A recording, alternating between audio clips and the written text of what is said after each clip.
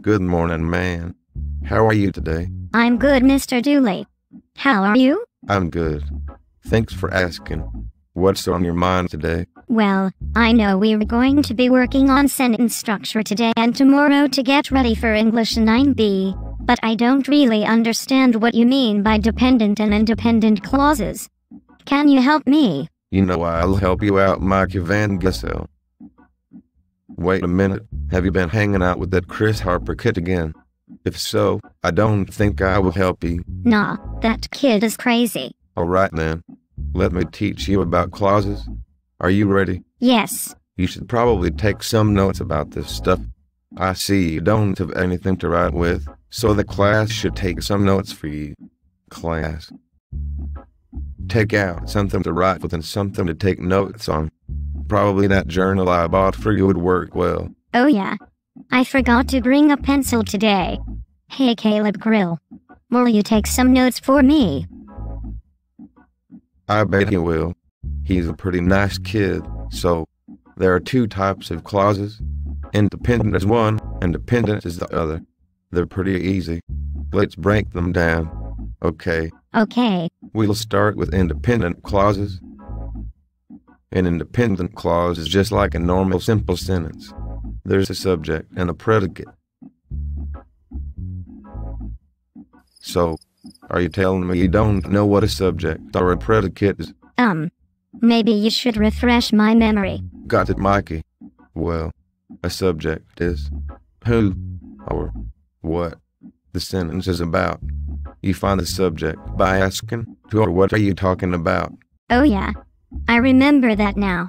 It's like if I had the sentence, Andy Holly ran to the store to get some milk. If I ask who or what I'm talking about, the answer would be Andy Holly. Is that right? Yeah, man. You got it. So, what's the predicate, Mr. Duley?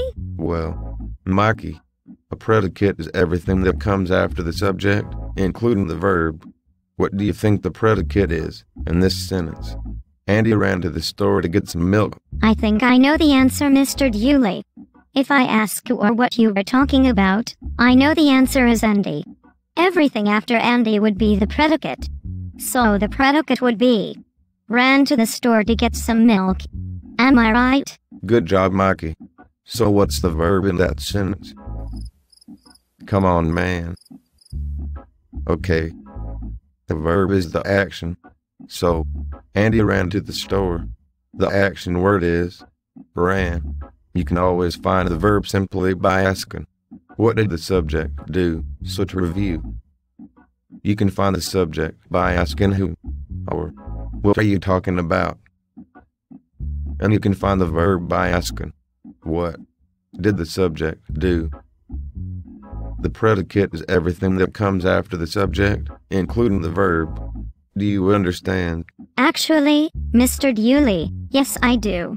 You are the best teacher ever, and you are handsome and thin as well. Well, thanks, Mikey. Now that you know how to find the subject, predicate of a sentence, you just have to ask yourself if there is a complete thought. So, Mikey, is there a complete thought in the sentence? Andy ran to the store to get some milk. Yes, there is. So there you go. Andy ran to the store to get some milk is an independent clause because it can stand alone by itself as a sentence. It's just like when you get older, Mikey. You'll be independent too. Hey, what's this supposed to mean?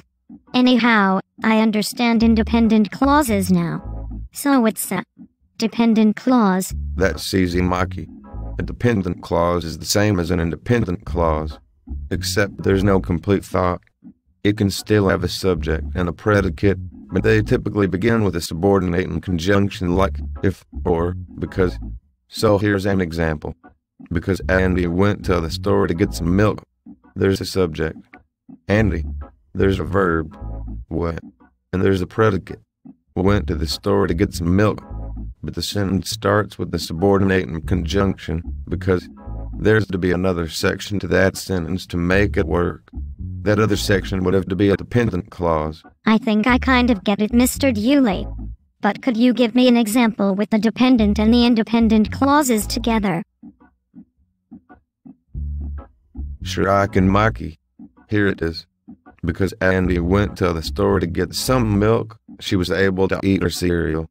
Because she went to the store to get some milk is a dependent clause because it is no complete thought.